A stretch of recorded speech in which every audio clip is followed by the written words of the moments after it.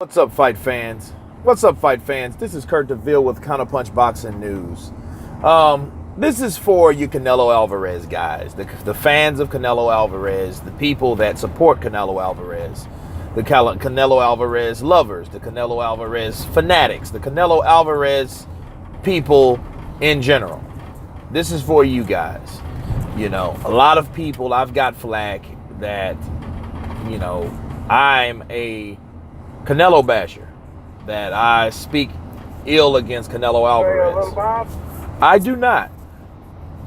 I try on this channel, okay? I speak my opinion because it's my channel. But my opinion is my opinion, but it's based on facts. It's not based on the overall opinion of just me. It's based on certain things that people do, and that's my opinion of it. But it's based on the things that you do ultimately, you know, and I try to be unbiased as possible, you know, and that goes for everybody, you know. I mean, this channel is not geared towards one thing, you know. I mean, we all have our favorites or whatever, but I try to have a pretty good sense of balance between different fighters, okay? But the problem with Canelo Alvarez that I see Canelo Alvarez has, and it's not necessarily anything particular about Canelo himself, you know, well, despite the drug use, that's new. I'm talking about the previous things before any of that, okay? Any of that was known. His problem I seen him with is his promotional company. Oscar De La Hoya was a person that he promoted, he guided, he took care of, he protected Canelo. Now, promoting and guided, cool. Nothing wrong with you promoting a young fighter. And a lot of people were impressed with Canelo Alvarez, including myself. It's not like he can't fight. It's not like he doesn't have skill. It's not that he can't punch or, you know, he doesn't have a chin or anything like that. The problem with Canelo Alvarez to me is he was just protected unnecessarily. He was unnecessarily protected throughout his career. If you look up each guy that he fought, you know, and De La Hoya used him and guided him for particular reasons. And I'm going to give you a comparison of what Oscar De La Hoya did, okay? Oscar De La Hoya put Canelo Alvarez in there with an older, beat-up Sugar Shane Mosley. Let's take Sugar Shane Mosley, a great fighter. In fact, the only true fighter, the first true fighter that beat Oscar De La Hoya was Sugar Shane Mosley. And he beat him twice. He beat him once in 2000, he beat him again in 2003. Okay, the second fight was a little closer than the first, but they were both dynamic fights. However, Sugar Shane Mosley beat De La Hoya, okay? Now, De La Hoya, he's a very vindictive person, you know? He holds grudges, he does. You know, he waited, and he sat back, and he waited, and he waited, and he fucking waited, you know, and he was like, okay, I don't fight no more because Pacquiao retired him, right? But he can live vicariously through Canelo Alvarez. So after Sugar Shane Mosley took, 2-3 beatings, you know, losses by, he got beat by Mayweather in 2011, early 2011. He got, then the next year he gets beat by Pacquiao, right? So he gets beat by the greats or the great guys that were up and coming at that time. Then he throws Canelo Alvarez in there with him. Or should I say, Sugar Shane is thrown in there with Canelo Alvarez. And Canelo Alvarez did what he needed to do. But that was clearly when Sugar Shane Mosley was gunshot. And we could see that in the Pacquiao fight, more importantly than any other thing.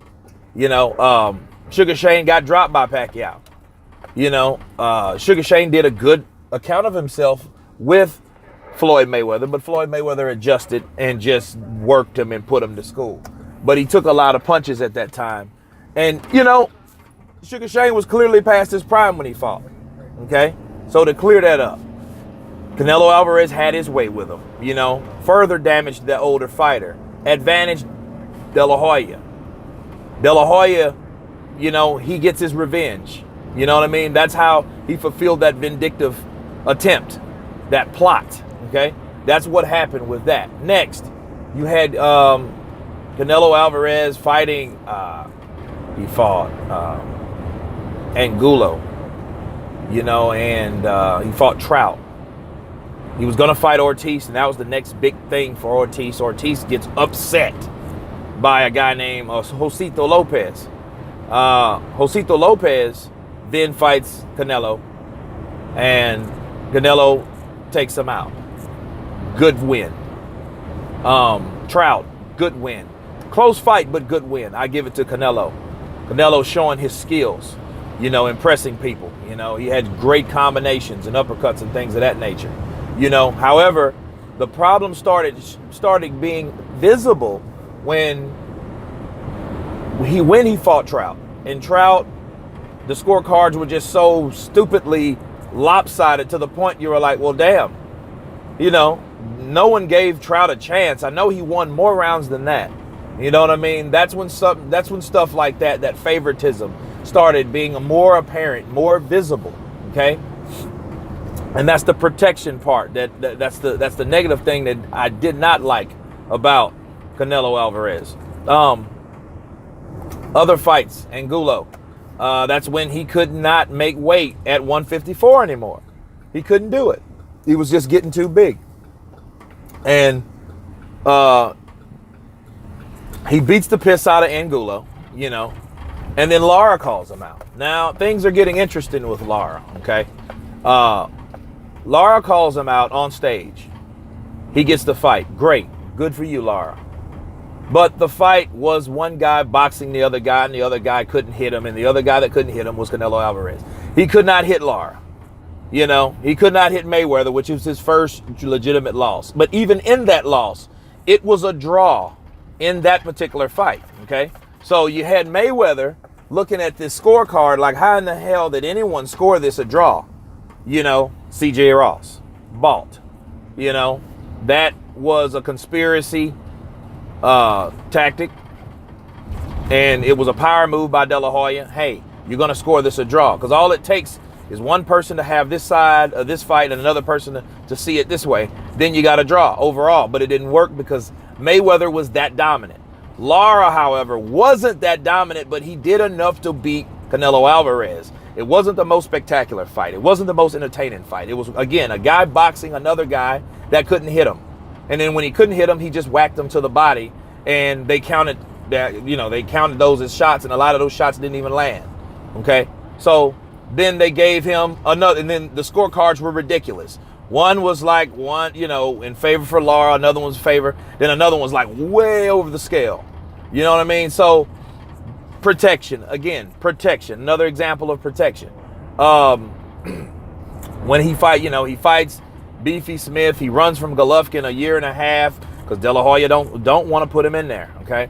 So those type of things happening until he finally fights him, and guess what happens? Gennady Golovkin outlands him, out-hustles him, beats him, and what happens? That's what happens. They get a draw. It's a draw now. So, you know, you're looking at all this and you're like, well, wow, how can this guy cannot lose a decision. Then a decision he lost, you know, he damn near won. I mean, he was like Mayweather. If Mayweather would have fought that fight and it was been a little closer, we'd have been looking at a whole different landscape in the sport of boxing. Because, you know, Mayweather, that was before Mayweather fought Pacquiao. So the Pacquiao fight probably wouldn't even happen if Canelo Alvarez would have got a decision win over Mayweather. But, you know, that's some of the things that I don't like about Canelo Alvarez. It's not that he's not a good fighter. It's not that he's not talented. It's the fact that his promotional company protects him at times that they don't need to. If you lose a fight, you just lost a fight, okay? But don't make a person or make a person's head big, making them think that he's better than he is when you're, in fact, buying off judges and shit like that. Because that's all that's happening. You're buying off judges. Yes, he makes the most money, as a whole country behind him. But, you know, and then you're having this kid thinking that he's really better than, and you know, the decision with Lara, that's bogus. Even the scorecard with Mayweather, that was bogus. Everybody, what is it? Adelaide Bird, or the draw. Really, it was the draw that people needed to worry about. Okay, that was a bogus. All those were bogus and rigged, set up, bought judges and results. Okay, that they were bought to score that. You know what I mean? And can I prove it? No, I can't prove it. But the proof is in the pudding. Okay, you see how these fights, it's a trend. You see the pattern. So since you see a pattern, you'll see what's going on. We're not dumb. We're not stupid. We know boxing's corrupt. That's fine. We know it's corrupt. But, you know, I'm just letting it out there. Canelo Alvarez is great. He's good. He's not great, but he's good. He's a good fighter. But he does not need to be protected the way he is. You know what I mean? And it's just really karma stances where now he's actually got himself in trouble worrying about his performance by taking something that enhances his performance. So anyway, that's my take on Canelo Alvarez, you know, and you guys make that what you will. Please subscribe, leave your comments below, and until then, you guys been counterpunched. Peace.